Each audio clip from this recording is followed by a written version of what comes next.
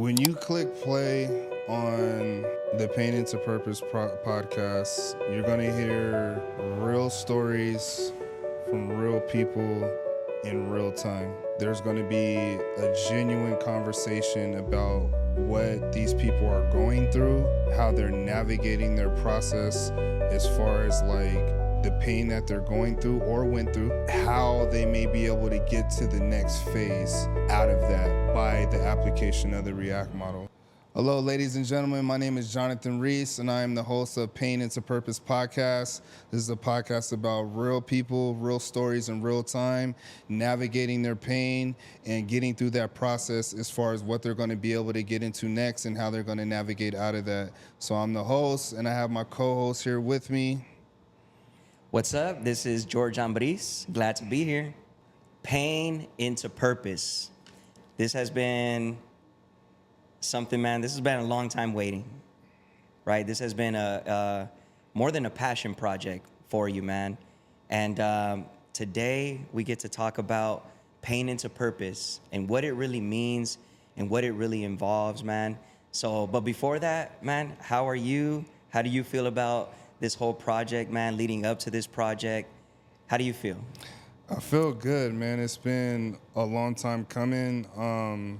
Something that has been kind of evolving over time. And it started off as a simple project to where I was doing for school, and it's evolving into something where I feel like I can not only release, my inner workings as far as what I'm working on for myself, but being able to tell my story and just allow others to be impacted by it and healed by it. And I always say if I can just, touch and impact one person, I'm totally okay with that, even through, my stories and my trials and tribulations. So I feel good about where we're going as far as this podcast, as far as everything I'm doing with, as far as the branding, Pain into Purpose. Yeah. So Pain into Purpose, I know you named it after that, but there's a reason behind that. So let's just shoot right into it, man. What was the pain that led you to this project? It's a multitude of stories that go into that.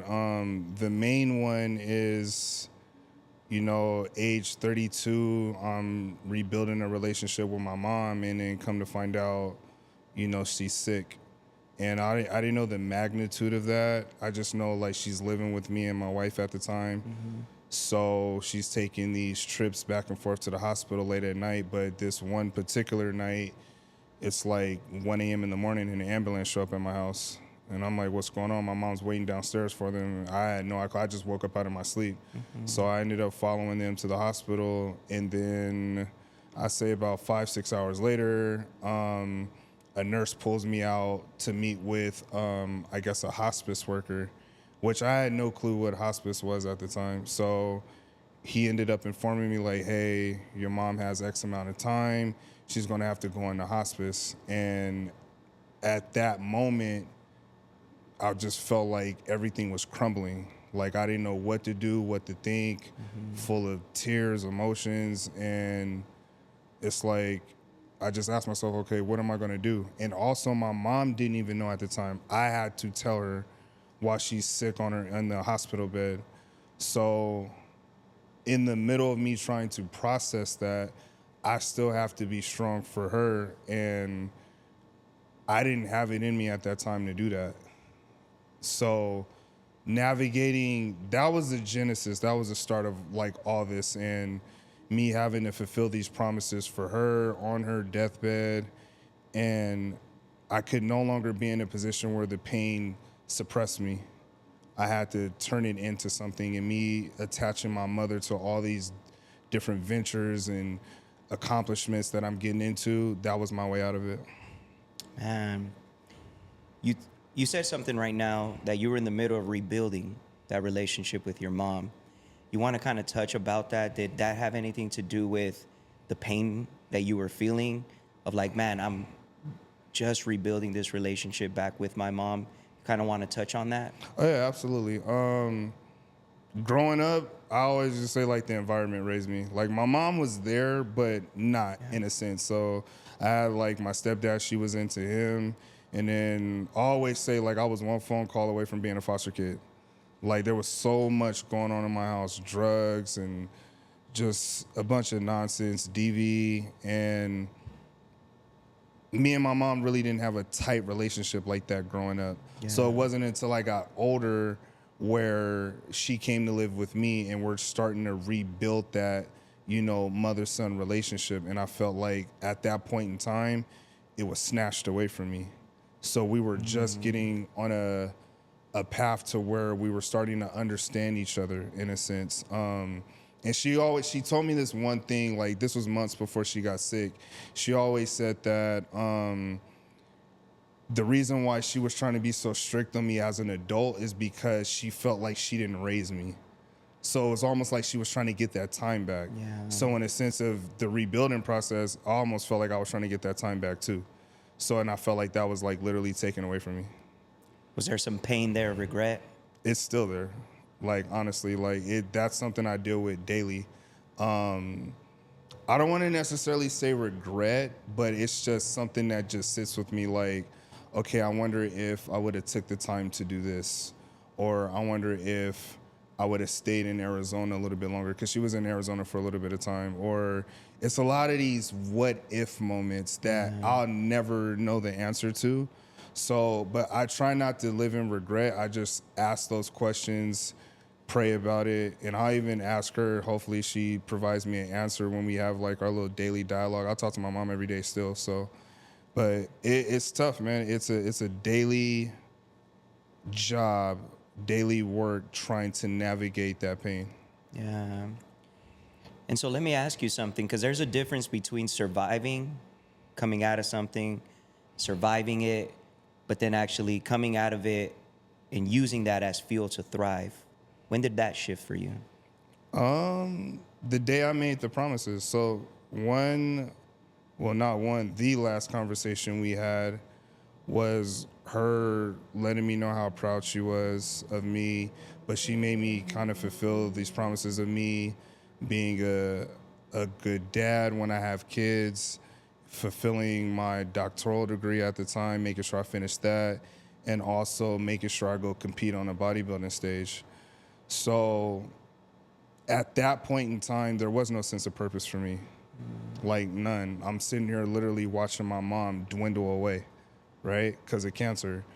But her telling me to make that promise, of course I'm still in the dumps after she passed, but there has to be a shift. Like, I have to keep my word. I'm big on keeping my word. So eventually it's one of those things where it's just like, okay, how are you going to come out of this? And that's where I feel like my model, the R.E.A.C.T model, was born. And I didn't even know it. Like, the R.E.A.C.T model came 5, 6, 7 years later as far as the creation of it. But I felt like it was born at that moment where I had to do a lot of self-evaluating and say, like, you can't go back on your word. Like, you promised these things. So how are you going to do that? Yeah. It's interesting, man, that you say that, because it seems like you found that trigger in you. And you just said it right now. For you, it was, I got to keep my word. Mm-hmm. How important is that to you to this day? It's almost, I don't want to say the most important thing, but you got to be able to keep your word to yourself first, right? Yeah. Like, you got to be able to chase your goals, chase your dreams. But there's also people counting on you. My daughter counts on me. My wife counts on me. I have people who are surrounding me, who's looking at me for guidance, wisdom, and I have to set the example. So in that sense, if I'm not keeping my word to myself, I feel like I'm letting everyone else down. So, and keeping my word keeps me disciplined. So there's days, again, where I don't want to do nothing. Like, I'm dog tired. I want to quit school every day. And it's just like, yeah, there's a choice in that. I can choose not to keep my word, or I can choose to just keep being resilient and keep pushing through no matter how I feel. Yeah. And that's what it comes down to. So I know if I keep my word, everyone who's watching me is going to be able to understand, like, man, like, he's doing what he said he was going to do. And during all of that, man, because, you know, it's like, okay, you know, let's say you got someone, just your average Joe, right? You're a person, and they're working through that, man, and they find that trigger where it's like, man, you know what, this is what's gonna keep me going. You know, I'm gonna keep my word. But then in the midst of all that, how would you process your pain? You have to have time and space to do that. Like, you can try to keep busy. That doesn't help you process anything. You can try to divulge into different activities, and some people take up drugs and whatever else vices they get into. And like, I'm not here to judge any of that, but I have to have my own space and time to really process that. So a lot of that comes with prayer. A lot, like I have to talk to God about a lot of this stuff. And then I have to be in good spaces to be around people, because if I'm not, they're going to feed off that energy. So for me, I have daily talks with my mom. I have daily talks with my brother. They're not here, but I still talk to them. Like, even in the car. And in the car is like the worst place to have these talks, because I'm by myself and I start crying and all kind of other stuff. But I don't let that stop me from having the conversations. I feel like crying is a good thing. Like, it's an emotion that, again, sometimes men aren't allowed to show. Yeah. But as I get older, I feel like, you know what, you need to do this a lot more often, because you can't keep this stuff pinned in. So again, talking to God and having these conversations, and these conversations are memories that I feel like, okay, they would answer this way. Like, I've been around them long enough to know. Like, even today, like, I'm driving and I'm like, man, I don't feel like doing none of this. I just want to go home. And I can hear my mom say, yeah, but you got stuff to do. Yeah. So go do what you need to do. Yeah. Yeah, that voice, I think they're memories. They're memories, man. That's one of the things that I think I can remember when my grandma passed away.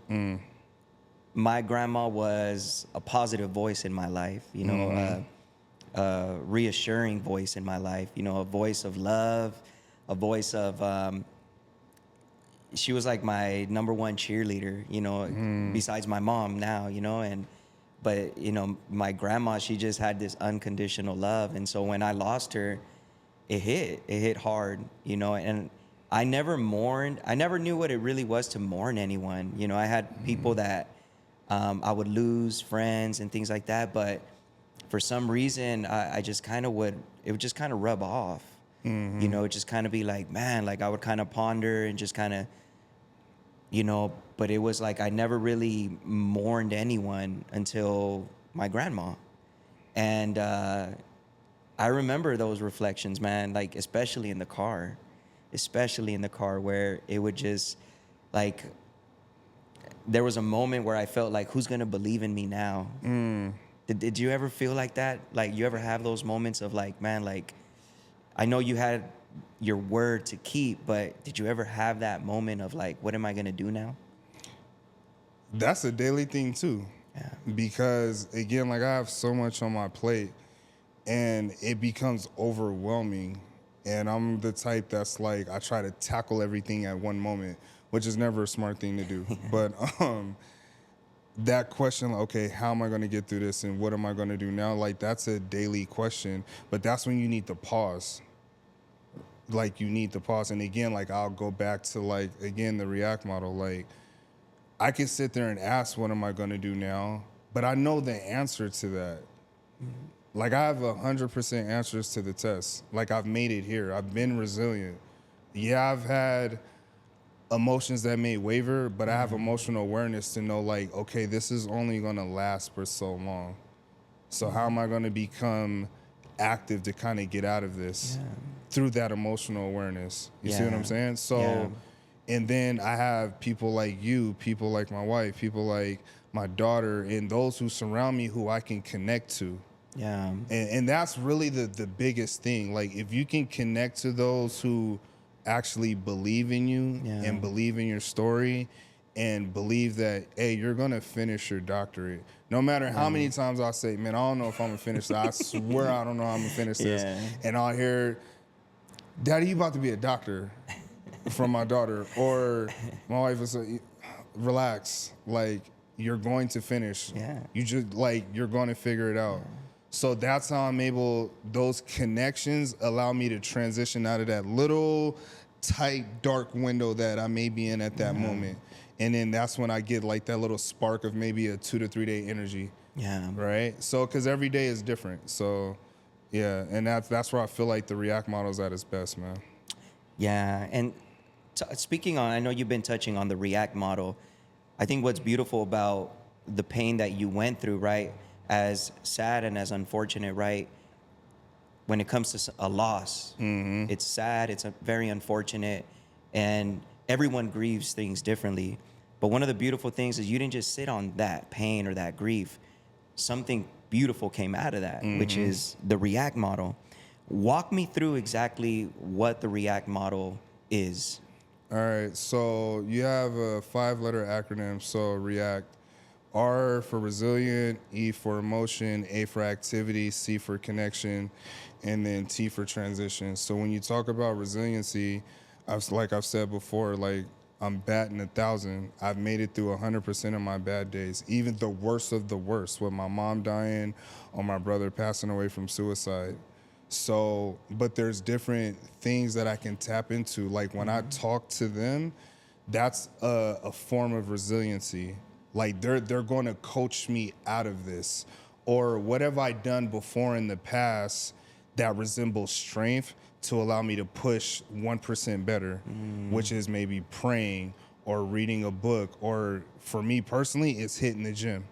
Gym is the ultimate therapy for me. So would you say, sorry to interrupt, so would you say constantly challenging ourselves, man, is one of the keys to building that resilience? Absolutely. Like, and sometimes you can challenge yourself, but sometimes God is going to challenge you too. Yeah. And the world is going to challenge you. Yeah. And the enemy is going to challenge you. Like, you're not going to walk through this life without being challenged. Yeah. Right? But the beautiful thing is when you're challenged, you're going to pass the test. So once you pass the test, you now have answers to these challenges. And that's what resiliency is. You're building that strength, so when the next one comes up, okay, yeah, I've seen this before. Yeah. Like I've been here before. Yeah. So no matter what, and again, transition into the next letter, no matter how you may feel, you may be at your worst or your worst. Are you aware of what this feels like, or are you ignoring it? Because if you ignore it, then it's going to feel new. Like this is too much, this is too hard. But if you're aware and you accept it and you acknowledge it, that's perfectly fine. Yeah. And that transitions into the next step, which is again my therapy, the gym, like me being active, me moving, me going out to take a walk, or me going to the gym with a friend too. Sometimes like I'll try to connect with somebody at the gym, like, man, let's just get a lift in. I don't really feel like talking too much, but as long as we can like just move stuff around, like let me get this energy, this bad energy out. And that's so true, man. And just to pause a little bit right there on the active, on the A, it's so true. I was just telling, I was having a conversation earlier today with my wife with a client, you know, and I told her, I was like, man, you know, I received messages, you know, and from a client, and you know, they were asking some things, and I was like, man, it got me mad, and I was like, but man, thank God I was actively walking at that moment. Literally, I was. My boys were at practice, football practice, and I was just walking the track. And I was like, man, that moment saved me. Listen. Because everything within me was like, you know what? Ghost the client. Let them learn the hard way.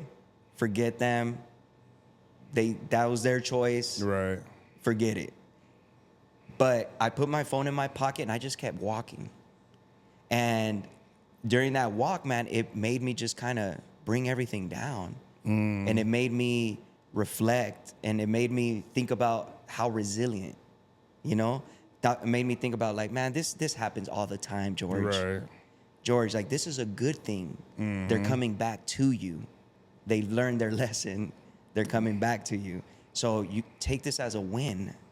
And it's crazy because I was like, if I wouldn't have been walking, or if I would have been driving, or I would have been in the office, you know, crunching it, like, you know, I probably would have sent a bad text, or I probably would have ignored the client, you know. But that moment, it made me just like, nah. Movement is medicine, man. Like, and that's something that I truly live by. Like, I can be in the worst of moods, if I go again, take that walk, sprint, stairs, especially the stairs. I ain't thinking about nothing nobody's talking about. Oh, bro. Especially the stairs. Yeah. At that point, I'm not even mad at whoever it is. I'm mad at myself for even getting on the stairs. I think everyone should have a Stairmaster, bro, For real. for those moments, bro. I think every married couple should. Listen, but if you mad enough and you get on the stairs, you're gonna realize. Oh, you're gonna get humbled. Yeah, you're gonna get humbled real quick. But go in there and move some weight, man, or go do something active. Go hoop. Go play football. Go do something to draw yourself away from that attention. But there's a science behind that. You're releasing all those good hormones in your body to actually be active in your body. That's the whole neurological aspect of it. Let alone you actually feeling good about yourself after you do it. So yeah, activity is very important in the R.E.A.C.T model, man. And then what's the next one? C? So you have C being connection, which personally I feel is the most important one. Because again, like you never know who's truly in your corner or who truly supports you until grief happens. Yeah. Right? Or you lose something. And at those moments, if it wasn't for the select few, I'd probably still be in my room. Or I probably wouldn't even be here, to be honest with you. Yeah. It's just one of those things so where it's like, those are the people that can talk sense into you.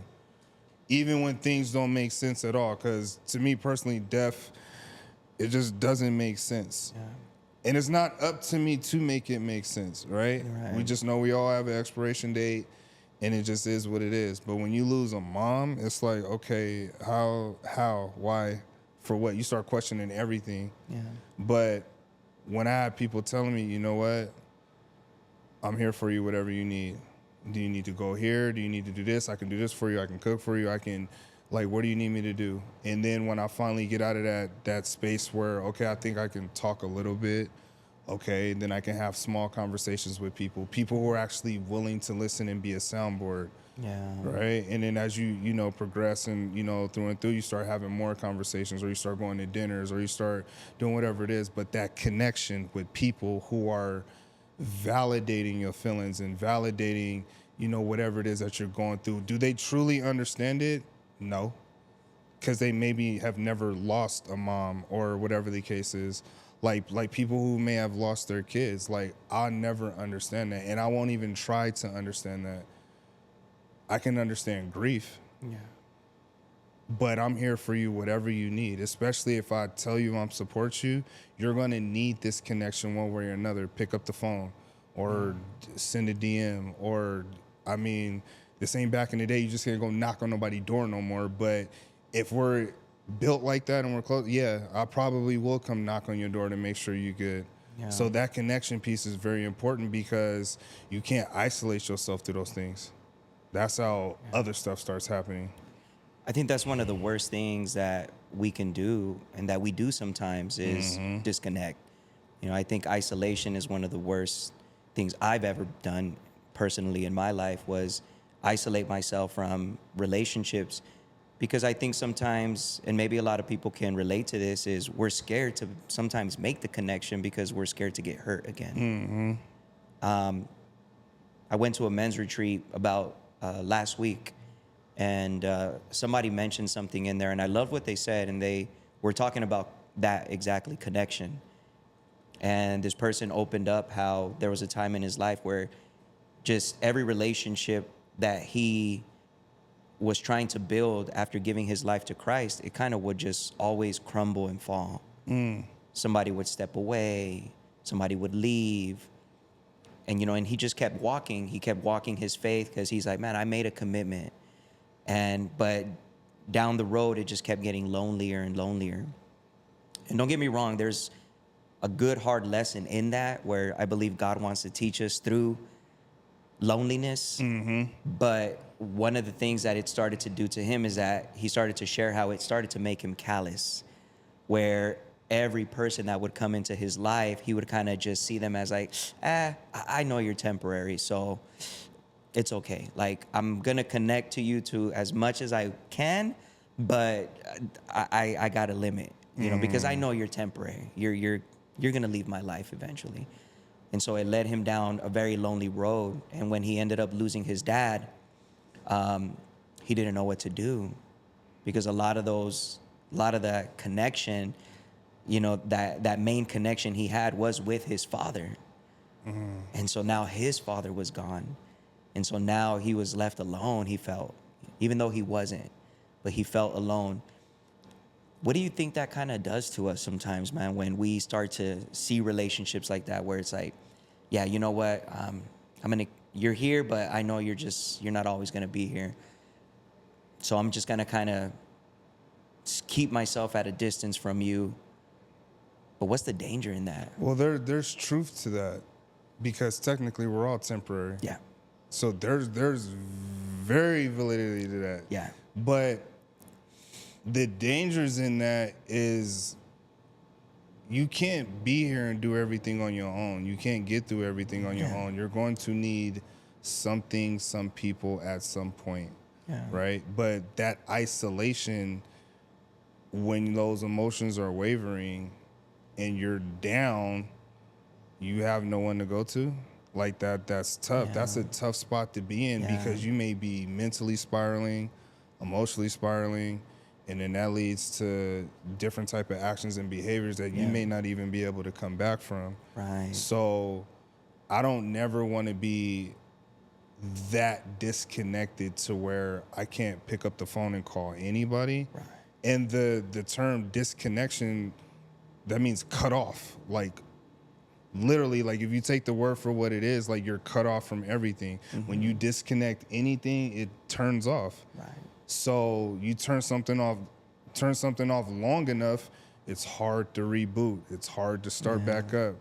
Like, try starting your car back up after 2 months of leaving it off and see what happens.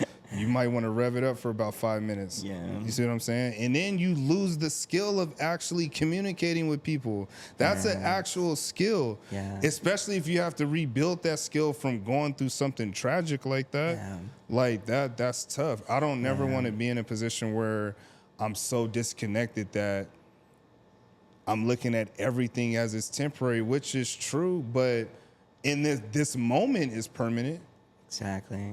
And that's the beauty of it. And that was, I wanted to hear your answer on that, because it's so true. And it goes along with one of the lessons that he shared and he learned about that, was that, it's the beauty is sometimes in the temporary. The beauty is in the moment.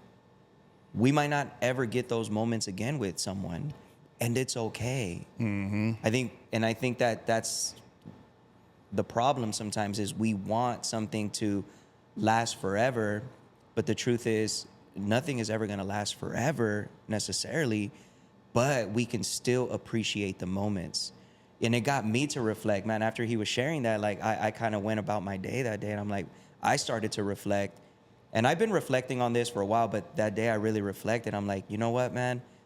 I started to kind of repent, repent a little bit, because I was like, man, I've been hung up on relationships that aren't in my life anymore, and I was real hung up that they weren't in my life anymore, but I neglected to see, man, that there was beauty in those moments. And even though those relationships were temporary, I learned something. And I am a culmination of all those choices that I made, all those different relationships that I was able to have. So I got to be grateful for those connections that I was. Maybe I don't have those same connections anymore, but because of those connections, I've been able to make new connections. Yes. And so I think that emotional awareness, right, being active, right, and then being willing to connect, it kind of full circle moment. We're going to talk about the T right now, but it kind of makes you see, like, man, I'm resilient. Yes. I'm resilient, but in a positive way, not in a way where, all my haters are my elevators. No, but in a way where, man, these relationships have built me, and I'm so grateful for these relationships. Right. So you kind of touched on something, like, the whole model is a revolving door. Like, it's not, I've made it through this point and I completed it. It's not step 1, step 2, step 3. Yeah, you can move in and out of those things when you need to. But not the main one, but the ending being T is transition. How are you going to transition out of this pain? Yeah. So if you have to tap into E from time to time because you're in a car crying. Okay, cool. Like, I'm emotionally aware. I'm okay to cry. It's cool. Or, you know what? Today's not my day. Let me call my brother. Let me call whoever I need to call because I feel like I'm going to do something stupid today. Yeah. Or, you know what? Let me go to the gym. Or reflection. What have I done back in the day that has allowed me to get from point A to point B? Or how have I used this to get out of another problem or another jam or another day that I was feeling like I'm down in the dumps? It's a revolving door. It's moving pieces that weave in and weave out until you get to the point where, you know what? I've been able to transition out of this. I think I'm good. Yeah. And then you may have to go back. Yeah. Which is fine. Yeah. But that's the beauty in it. So I love the fact that I love and not like the fact that I had to go through what I had to go through to get to this point. Because I don't, again, like, no one wants to lose their mom. No one wants to lose their brother. No one wants to blow their knee out. No one wants to do any of that. The fortunate and unfortunate part of that is pain is universal. It's going to happen. You're going to go through something at some point. Are you going to have the wherewithal and the knowledge and the tools to get out of that pain when it happens? I now have it through the R.E.A.C.T model. Yeah.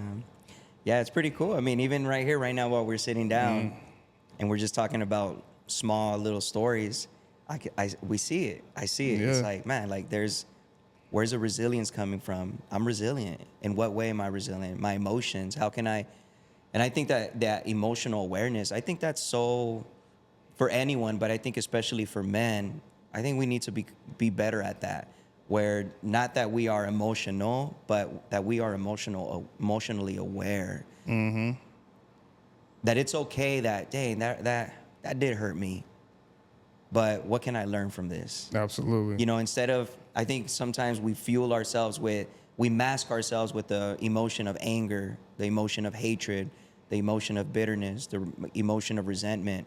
But in all reality, we just don't want to acknowledge what we truly feel. Right. You know, what if I truly feel, what if that emotion truly is jealousy?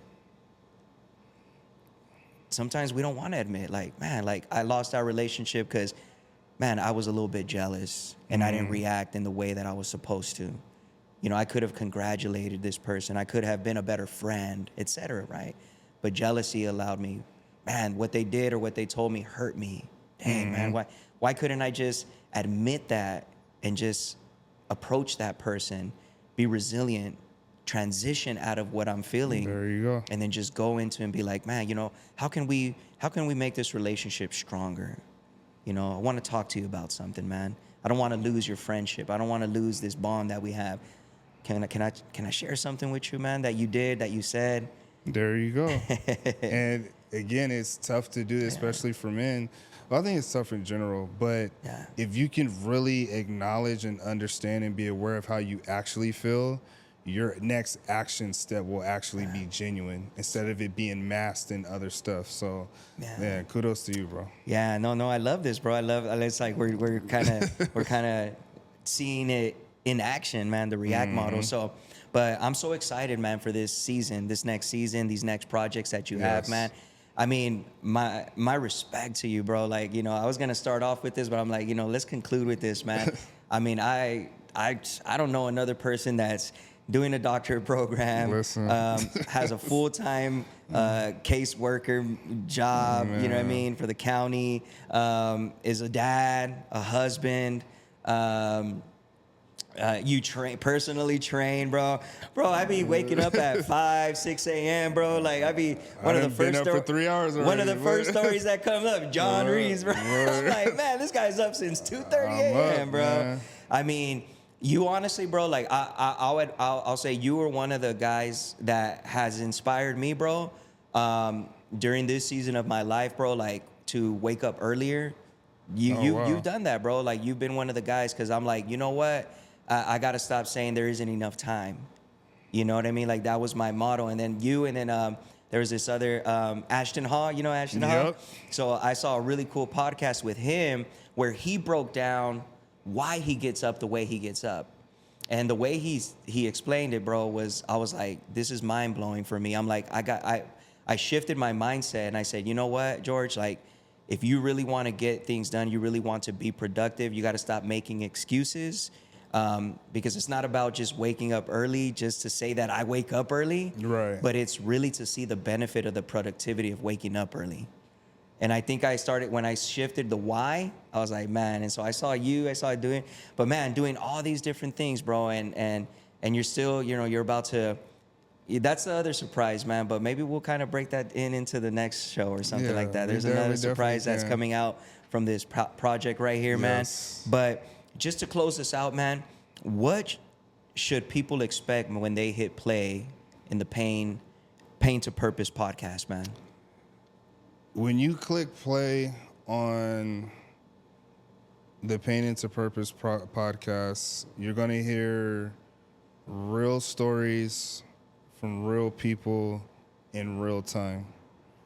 And when these stories get brought to the forefront, there's going to be a genuine conversation about what these people are going through, how they're navigating their process as far as like the pain that they're going through or went through, and how they may be able to get to the next phase out of that by the application of the R.E.A.C.T model.